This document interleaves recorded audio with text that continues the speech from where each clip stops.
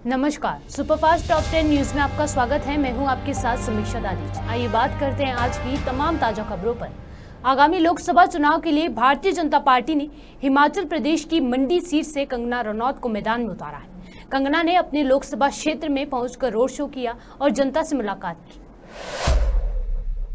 सुप्रिया को कोई जवाब देना चाहेंगे या जनता जवाब? मैंने कहा है कि मंडी की जनता जो है वो सुप्रिया को जवाब देगी, मैं जवाब नहीं दूंगी। और राहुल गांधी भी उनको जवाब मिल जाएगा। उनको जो है हमारे बैठे हुए हैं, जो केंद्र में बैठे हुए हैं, 400 पार का जवाब वो देंगे। सुप्रिया को कोई जवाब देना चाहेंगे या जनता जवाब? मैंने कहा है कि मंडी की जनता जो है वो सुप्रिया को जवाब देगी, मैं जवाब नहीं दूंगी। और राहुल गांधी भी उनको जवाब मिल जाएगा। उनको जो है हमारे बैठे हुए हैं, जो केंद्र में बैठे हुए हैं, 400 पार का जवाब। दिल्ली के कथित शराब घोटाले से जुड़े मनी लॉन्ड्रिंग मामले में दिल्ली सरकार में मंत्री कैलाश गहलोत प्रवर्तन निदेशालय की जांच का सामना करने को तैयार है। ईडी ने मुख्यमंत्री अरविंद केजरीवाल को गिरफ्तार करने के बाद कैलाश गहलोत को समन भेजा है और ही जांच में शामिल होने के लिए कहा है। ऐसे में कैलाश गहलोत पहले ही समन पर ईडी दफ्तर पहुंच गए हैं। कैलाश गहलोत ने मुजफ्फरगढ़ से आम आदमी पार्टी के विधायक और दिल्ली सरकार में परिवहन, गृह और कानून मंत्री हैं। माफिया डॉन मुख्तार अंसारी की मौत के बाद अब सियासत शुरू हो गई है।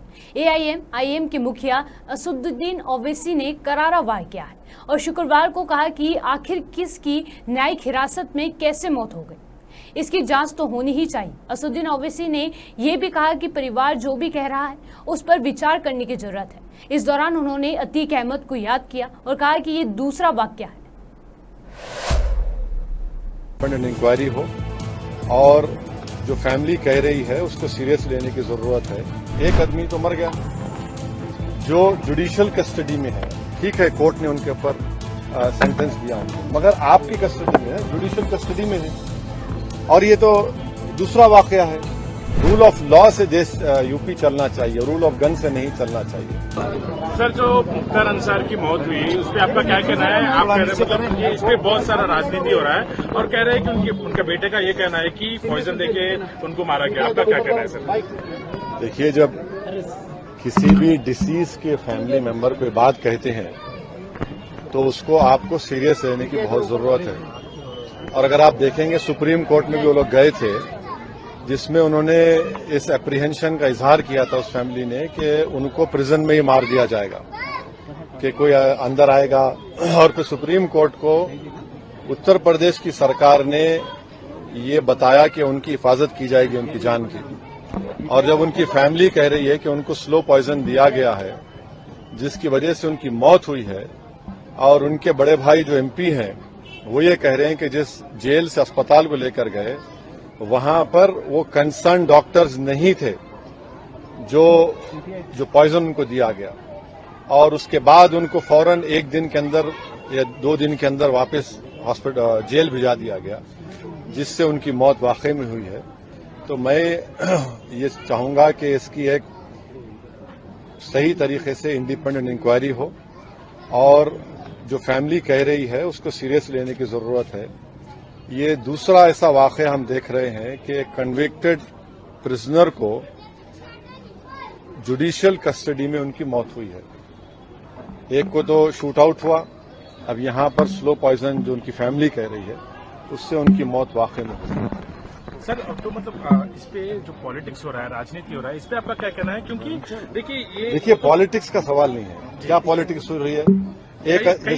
सुनिए, एक आदमी तो मर गया जो जुडिशियल कस्टडी में है, ठीक है, कोर्ट ने उनके ऊपर सेंटेंस दिया, मगर आपकी कस्टडी में है, जुडिशियल कस्टडी में है। और ये तो दूसरा वाकया है। इसमें पॉलिटिक्स क्या है? जब जुडिशियल कस्टडी में किसी की मौत हो रही है और उनकी फैमिली उस एप्रीहेंशन का इजहार कर चुकी है, सुप्रीम कोर्ट वो लोग केस डाले हैं, तो इसमें पॉलिटिक्स क्या है भाई? एक आदमी की तो मौत हो गई ना, इसमें पॉलिटिक्स करना क्या है? वो तो अपनी जान दे दिए, वो जान चलेगी उनकी, तो पॉलिटिक्स क्या हो रही? अब जाने की जिम्मेदारी किस पर है?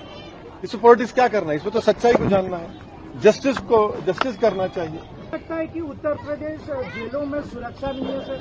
इस तरह के कई सारे पिछले बार भी माइनॉरिटीज पे आपने बात भी उठाई, माइनॉरिटीज को वहाँ पर मारा जा रहा है, तो इस तरह के आरोप है। नहीं, आप सवाल आप भी कर रहे हैं, मेरा जवाब भी आप दे रहे हैं, तो सही है बिल्कुल।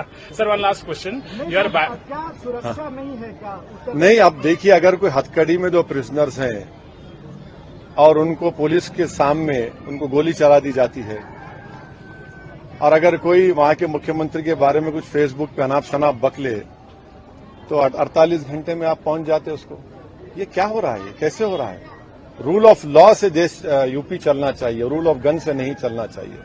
इससे संविधान के ताल्लुक से, कोर्ट्स के ताल्लुक से जो इकबाल होता है ना, वो इकबाल।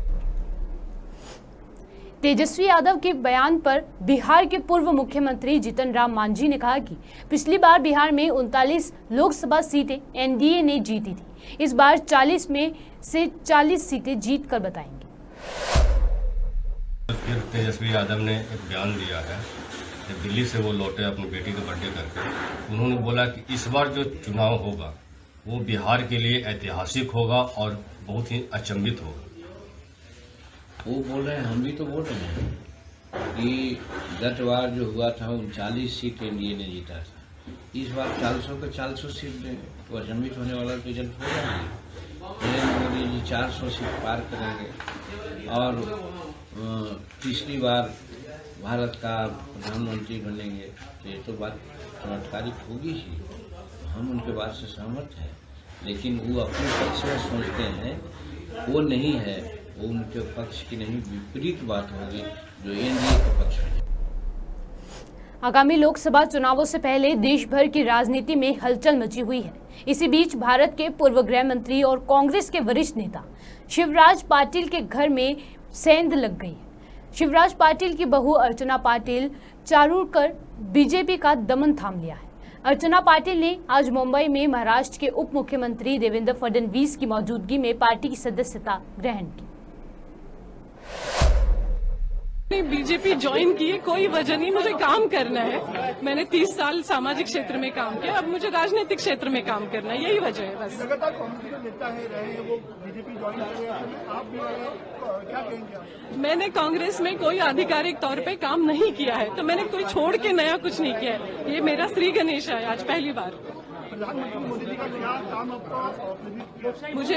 मुझे मैंने बोला ना, महिला रिजर्वेशन, नारी शक्ति वंदन महाविधेयक जो उन्होंने लाया है, उससे मैं बहुत प्रभावित हुई, क्योंकि इस भारत में जो 50% महिला है उनको 33% जो आरक्षण मिला है, तो एक प्रकार से जात पात क्षेत्र कुछ नहीं देखा जाता है, वहाँ आपको इक्वल अपॉर्चुनिटी है। तो उससे लोकसभा चुनाव 2024 की घोषणा के बाद गैर भाजपाई राजनीतिक दलों वाले इंडिया गठबंधन की पहली रैली दिल्ली के रामलीला मैदान में 31 मार्च को आयोजित होने जा रही है।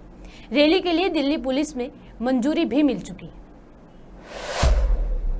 अलायंस की मीटिंग का रैली है, तो इसके बारे में बिल्कुल ना, इंडिया अलायंस के तरफ से कल दिल्ली में रामलीला मैदान में एक प्रोग्राम किया जा रहा है, और नेशनल कॉन्फ्रेंस के तरफ से हमारे सदर जनाब फारूक अब्दुल्ला साहब वो शिरकत करेंगे उसमें।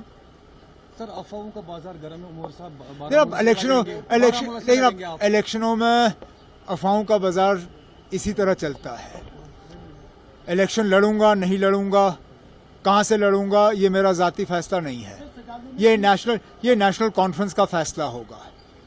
तंजीम अगर मुझे मैंडेट देना पसंद करेगी, कहां से करेगी, मैं वो तंजीम पे छोड़ता हूं, मैं अभी इसमें कुछ नहीं कह सकता हूं। कांग्रेस पार्टी के नेताओं की ओर से कुछ दिन पहले बैंक खाते फ्रीज करने की जानकारी दी थी। इसके बाद अब आयकर विभाग से लगभग 1823 करोड़ रुपए के भुगतान की मांग करने वाला नया नोटिस भी पार्टी को मिला। इससे नाराज पार्टी ने भाजपा पर विपक्षी दलों को आर्थिक रूप से निशाना बनाने के लिए अधिकारियों का इस्तेमाल करने का आरोप लगाया है। राष्ट्रपति द्रौपदी मुर्मू ने शनिवार को 4 शख्सियतों को मरणोपरांत देश के सर्वोच्च नागरिक सम्मान भारत रत्न से सम्मानित किया। इनमें पूर्व प्रधानमंत्री चौधरी चरण सिंह, पूर्व प्रधानमंत्री पीवी नरसिम्हा राव, बिहार के पूर्व मुख्यमंत्री कर्पूरी ठाकुर और कृषि वैज्ञानिक डॉक्टर MS स्वामीनाथन सभी मरणोपरांत शामिल हैं। दिल्ली भाजपा अध्यक्ष वीरेंद्र सचदेवा ने कहा कि वैसे तो अरविंद केजरीवाल को खुद नैतिकता के आधार पर इस्तीफा देना चाहिए था, लेकिन आपका चरित्र ऐसा है कि उसमें नैतिकता का नाम की कोई चीज ही नहीं है।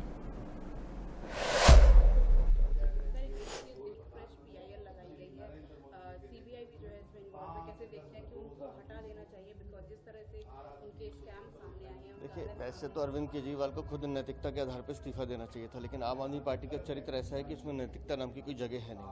और पीआईएल जिसने भी डाली होगी उनकी अपनी कोई सोच होगी। मुझे लगता है जांच एजेंसी अपना काम करिए, माननीय न्यायालय इसमें अपनी समीक्षा करेंगे, जो निर्णय आएगा उसका स्वागत करेंगे। मध्य प्रदेश के धार जिले की भोजशाला का सर्वे जारी है। भारतीय पूर्वोत्तर सर्वेक्षण की टीम शनिवार सुबह 9वें दिन भोजशाला पहुंची। आज रंग पंचमी के दिन भी परिसर में सर्वे जारी है। त्योहार के कारण भोजशाला के बाहर बड़ी संख्या में पुलिस बल तैनात है। सीएसपी, डीएसपी और टीआई समेत अन्य अधिकारी भी मौजूद हैं। सुपरफास्ट टॉप 10 न्यूज में आज के लिए सिर्फ इतना ही। देश और विदेश की तमाम बड़ी खबरों से जुड़े रहने के लिए देखते रहिए पॉपुलर टीवी। धन्यवाद।